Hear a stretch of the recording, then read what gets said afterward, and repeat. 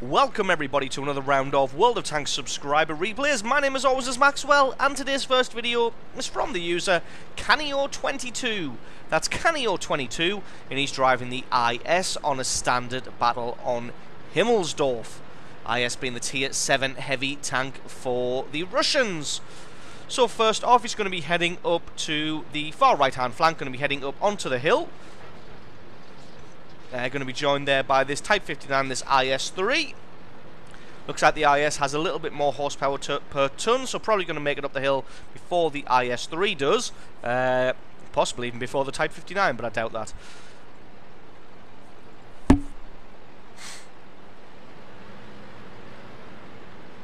So it looks like the Allied team sending a decent force to the top of this hill, so hopefully they should have this little battle in the bag. The only problem they're going to have is they've pretty much neglected the centre. It looks like a couple of the guys have realised that now.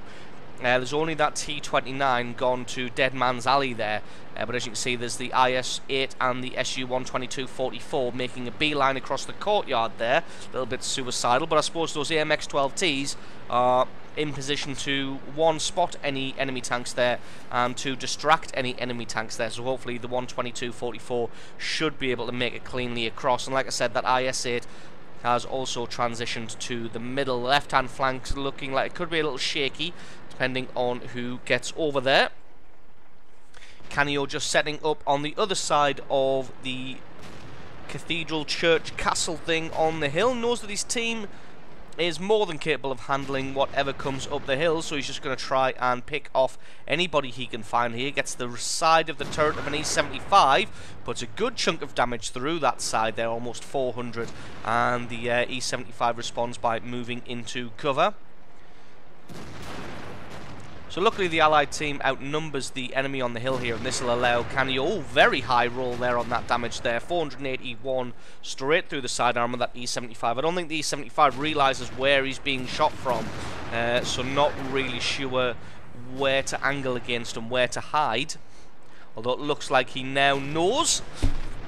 Has his shot, but misses and hits the wall. That IS-3 luckily is holding off the IS-8 in front of him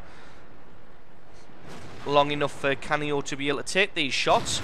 Somebody sets him on fire and then gets a really lucky ammo rack as that IS-8 comes around the corner. He's going to be feeling really sour right about now. Gets himself ammo racked by an IS and puts another 400 damage through the side of this E-75. This E-75 doing a terrible job of hiding himself and angling correctly. That's a little bit better now. And decides to make a beeline back for the base there as he takes another big hit through the side by Canio22. But he's having to make a beeline for the base. As you can see, the Allied team has overwhelmed everybody on the hill and is rushing down the ramp there on the other side towards the enemy base, just letting his crosshairs close in with the IS-3 to present a more favourable target, and gets a good chunk of damage through the rear of him as well.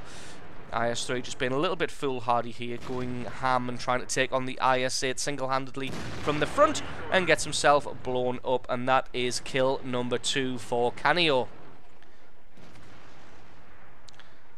So the AMX-12T just hit the rubble pile there, so a little bit unfortunate for him.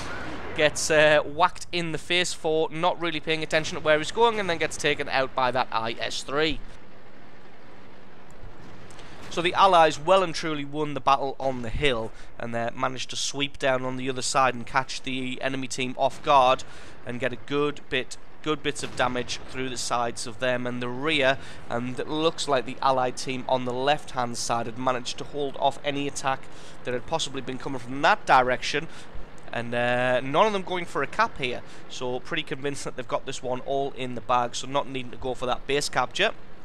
Canio, rather than staying in his lofted position up on the hill there, decides to head down the ramp on the other side to try and flank the enemy tanks. Gets the rear of this Jagdpanther 2 here, who's focusing on that T-32.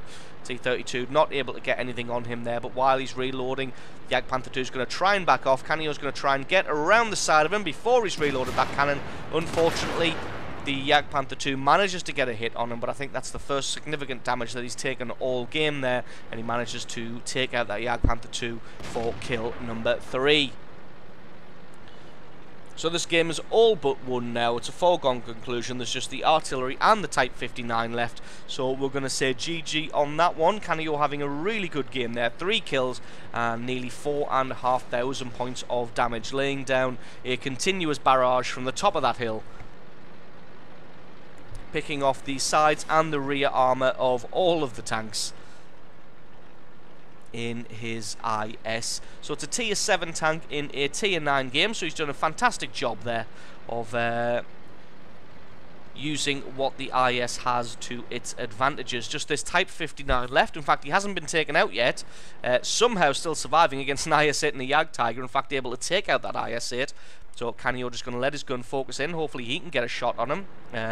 Jagdtiger going to back off now. Hopefully if that Type 59 comes forward, indeed he does. And that's kill number 4. So absolutely awesome game there from Canio22. Thank you very much for sending that one in. Stick around because as always the score screens and another game are coming right up.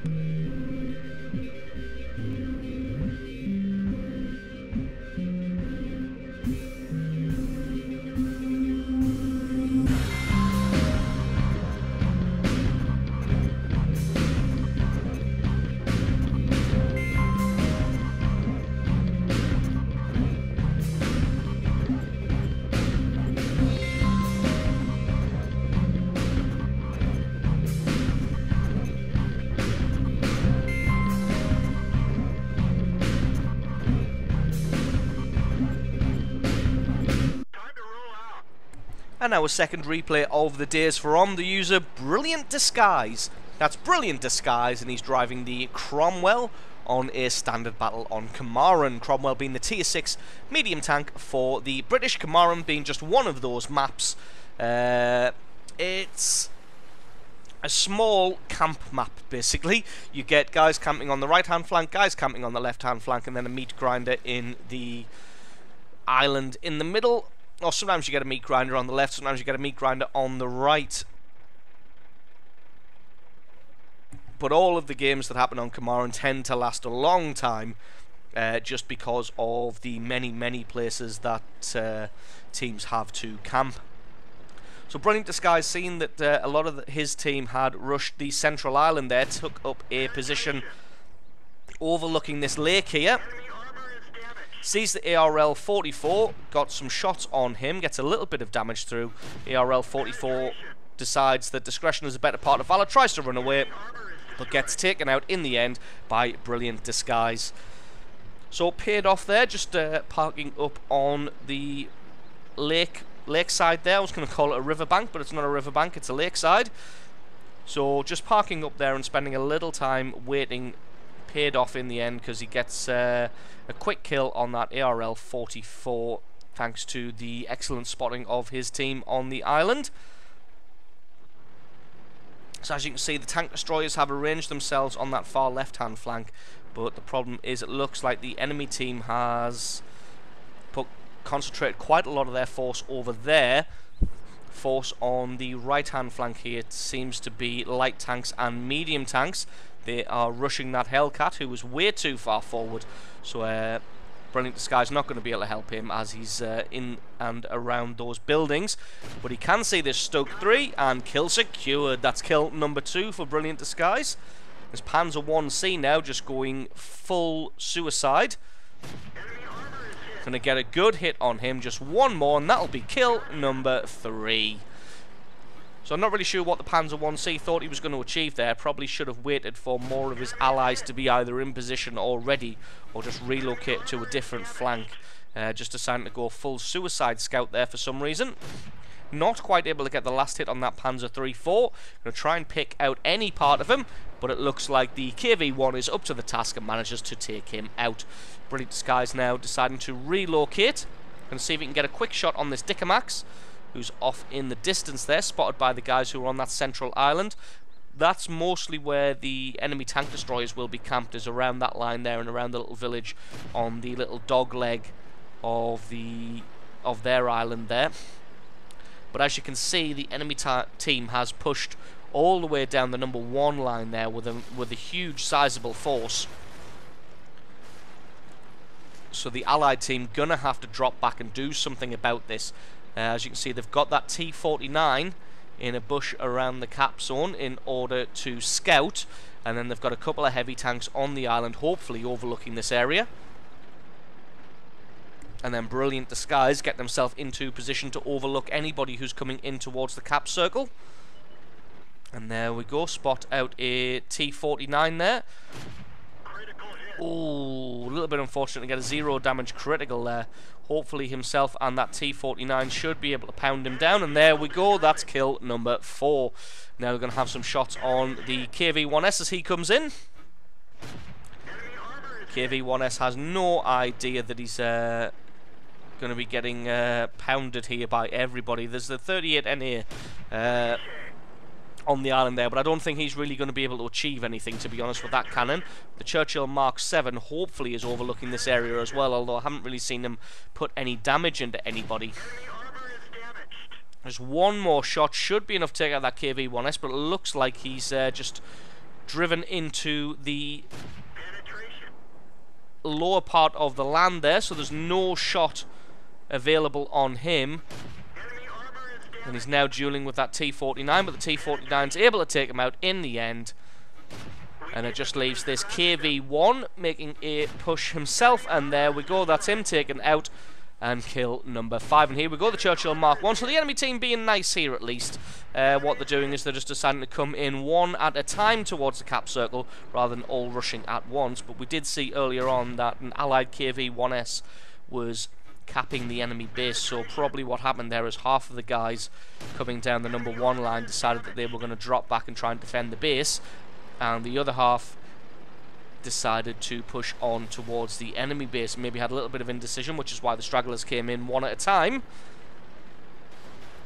But that's allowed Brilliant Disguise in the Cromwell and the T-49 to be able to fend off those 3 attackers and win out the flank in the end. Unfortunately, their capping KV-1S has also been destroyed.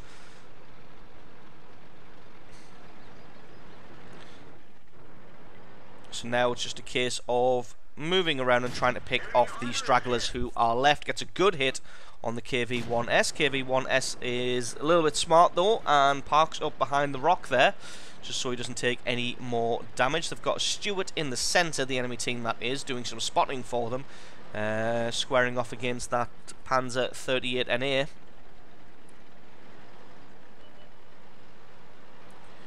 Brilliant Disguise here can get, nope, doesn't look like he can get a shot, and it looks like that Stuart actually takes out the 38 NA, and that just leaves himself this Churchill Mark 1 and the half health T-49 now to try and pull this game back and secure victory.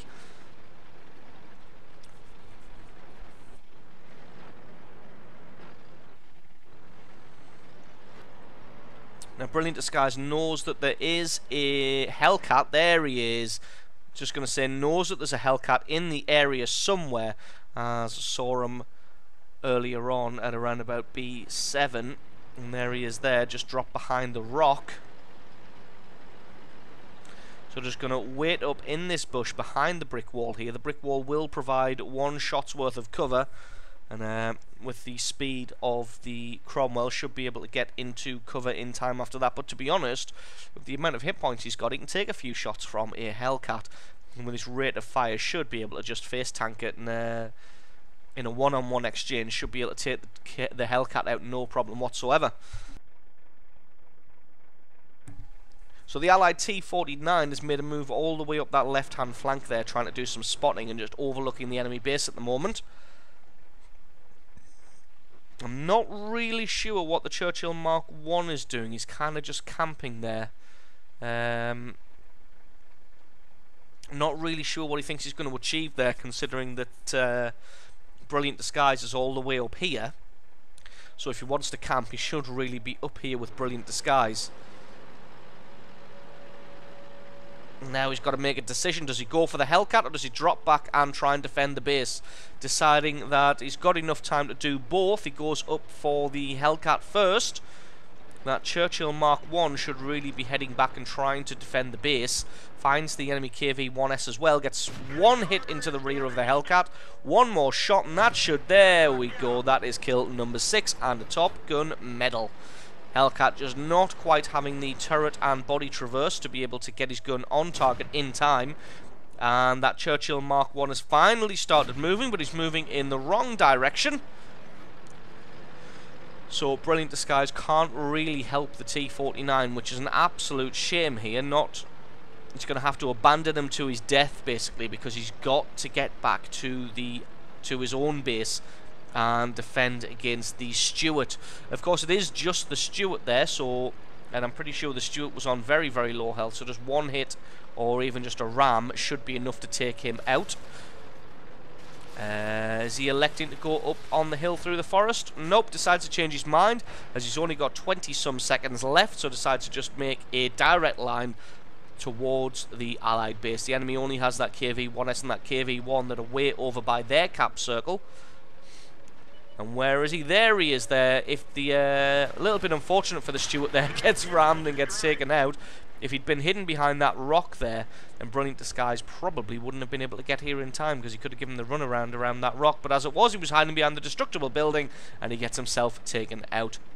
That Churchill Mark 1 achieves absolutely nothing for the whole game, doesn't even drop back to defend the base, and in fact just drives up onto the ridge and gets himself destroyed by a KV-1.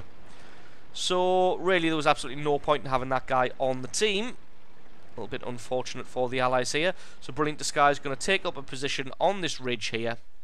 Hopefully the KV-1S and the KV-1 come single file across that bridge, and Brilliant Disguise should be able to eliminate them one at a time. Finds the KV-1S.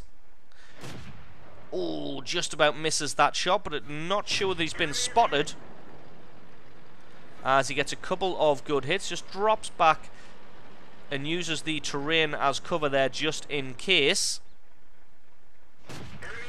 Gets another good hit on the KV-1S there, able to take out his track. He's got more than enough hit points to be able to take at least one hit from that KV-1S, but it looks like he didn't even get spotted, and that is curtains for the KV-1S, and that just leaves himself versus a KV-1, and that's no matchup that any KV-1 is going to want to go up against, because a Cromwell is just going to be able to take him out all day long. Almost certainly tracked him there, because that KV-1 should be running away if he hasn't. And there we go, that is a monster 9 kills for Brilliant Disguise, almost 4,500 points of damage. So absolutely awesome replay from you. Thank you very much for sending that one in. Don't forget, guys, if you've got yourself a great replay, then please send that into replay@screenreality.com. Link for that is in the description down below. Stick around, because the score screens are coming up after this video. I've been Maxwell, this has been World of Tanks, and I will catch you guys next time.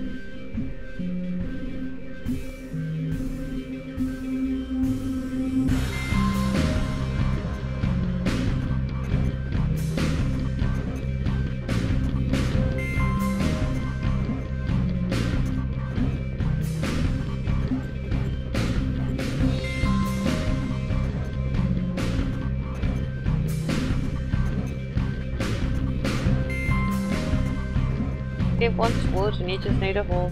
Yep. Any hole's a goal. Now where's the cooker? Right. Hey. What are you going to do to the cooker? after a statement like that? I'm going to fuck it, mate. You're going to put his bog in it. You're going to put your pork in the cooker? Yep. Fair enough, can't argue with that. Especially not when you've got a giant iron sword. That's true. I'm just Scottish knob in the cooker. Yep.